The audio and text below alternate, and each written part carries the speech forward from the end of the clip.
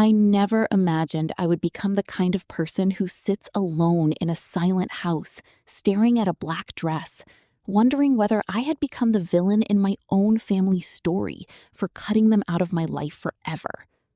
My husband, Mark, was the kind of man who could turn a rainy Tuesday into something that felt like a holiday. But 6 months ago, he was taken from me in a car accident that shattered my entire world into a million sharp pieces. On the day of his funeral, the one day I needed my parents more than I had ever needed another human being in my life, they were nowhere to be found. They didn't come to the church, they didn't attend the burial, and they didn't even send a message until hours later, claiming they had a life-changing appointment they simply couldn't miss.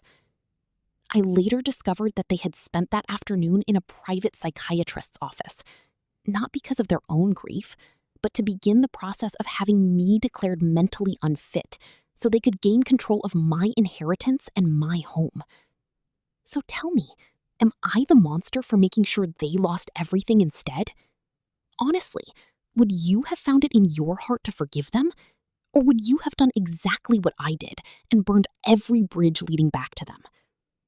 To understand how my own parents could betray me while I was at the lowest point of my life, you first have to understand the dynamic of the Miller family.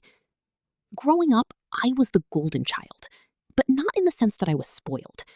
I was the golden child because I was a high achiever who never caused problems, which made me a dependable source of pride and, eventually, a dependable source of financial security for them.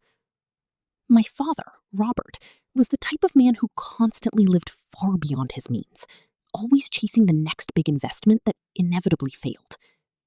My mother, Elena, enabled him completely. She cared more about the designer labels on her handbags than the reality of their growing debt. When I married Mark, a successful architect with a heart of gold and a very healthy savings account, my parents immediately saw him as their personal ATM. Mark was always generous with them, helping them through loans that we both knew would never be repaid. But he was also intelligent. He set boundaries. He made sure our personal assets, including the beautiful historic home we had purchased and renovated, were fully protected. When Mark passed away, the grief felt like an endless ocean I was drowning in. He was my partner, my best friend, and the one person who kept my parents' greed under control. In the weeks leading up to the funeral, I was barely functioning. I couldn't eat, I couldn't sleep, and I certainly wasn't thinking about money. My parents, however, seemed to be thinking about nothing else. They were constantly at the house, but they weren't bringing meals or helping with the funeral arrangements. Instead, they were snooping around. I would catch my mother staring at the artwork on the walls or casually asking where Mark kept the important documents. I was too devastated to recognize the warning signs. I convinced myself they were simply being eccentric or trying to help in their own twisted way. The day of the funeral arrived, and the morning was cold, gray, and miserable. I waited for them at the church. I kept glancing toward the back doors, expecting to see my father's silver sedan pull into the parking lot. My brother, Leo, was there, looking confused and irritated, asking me where Mom and Dad were.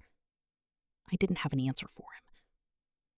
I sat through the service, through the heartbreaking eulogy, and through the burial in a complete haze, feeling utterly abandoned.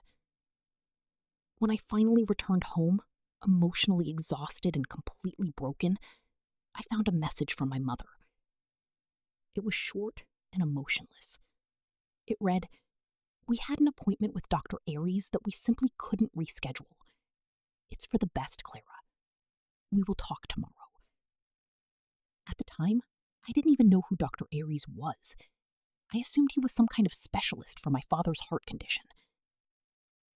It wasn't until 2 days later, when I discovered a folder left behind on my kitchen island, that the truth began to reveal itself.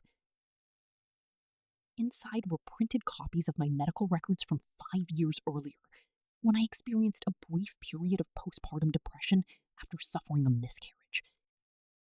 There were also pages of notes written in my mother's handwriting documenting my so-called erratic behavior since Mark's death. Things like refusing to eat, crying uncontrollably and isolating myself from the family. They were building a case against me. They missed the funeral because they were meeting with a psychiatrist to discuss how to begin the process of placing me under an involuntary. Before I tell you how I turned the tables on them and uncovered the secret that destroyed their entire plan, I want you to pause for a moment. Stop right here and leave a comment below. If you discovered that your parents skipped your spouse's funeral just to plot a way to steal your inheritance, what would your first move be? Would you confront them immediately, or would you stay calm and plan your next move in silence? I genuinely want to know what you would have done if you were in my position. I chose to stay calm. My heart was screaming, but my mind shifted into survival mode. I contacted my lawyer, Sarah, a close friend of Mark's, and showed her everything. Sarah was horrified. She explained that although proving someone mentally unfit is difficult, my parents were clearly preparing the foundation for a vicious legal battle. But then I remembered something. Mark had always been incredibly meticulous with records. He kept a safe in his office that my parents had never managed to open. When I unlocked it, I found a digital recorder. Mark had started recording phone calls a year earlier after my father threatened him over a loan request that Mark refused to approve. On those recordings, my father's voice was crystal clear, saying, "If you don't give us the money, I'll make sure Clara thinks you're cheating. I'll destroy your marriage, and once she leaves you, I'll take her for everything she's worth." It was extortion, plain and simple. But there was even more. I went through some of their recent mail, which they had strangely been redirecting to my house, and discovered a foreclosure notice for their own home. They were only weeks away from losing everything. That was the reason behind their desperation. They weren't just greedy, they were drowning, and they had decided to use my husband's death as their lifeline. A week after the funeral, I invited them over for dinner. They arrived wearing fake smiles, acting as though nothing had happened, although they did offer a weak apology about the doctor's appointment. My mother even had the nerve to say, "Clara, dear, you look so fragile. We've been talking and we think it may be best for us to move in here and take care of you. You clearly can't manage the bills and maintain this house in your current condition." I let her finish speaking. I let her continue talking about how they could manage the insurance money on my behalf. Then I placed the digital recorder on the table and pressed play. The expression on my father's face as he listened to his own voice threatening my late husband is something I will never forget. The color drained from his face until it turned a sickly shade of gray. After that, I slid the folder they had left behind across the table, along with the foreclosure notice I had discovered. I told them that I knew about Dr. Harris. I told them I knew they had been trying to have me committed. My mother immediately began to cry, using the same fake manipulative tears she had relied on her entire life. But this time, I felt absolutely nothing. I told them they had 24 hours to pack whatever belongings they had brought into my house and leave. I also made it clear that if I ever saw them again, I would hand the recordings over to the police and press charges for extortion. Then I informed them that I was contacting the bank to make sure they would never be able to touch a single cent of Mark's life insurance payout. The aftermath was brutal. They tried to turn the rest of the family against me, telling my aunts and uncles that I had become cold, unstable, and paranoid after Mark's death.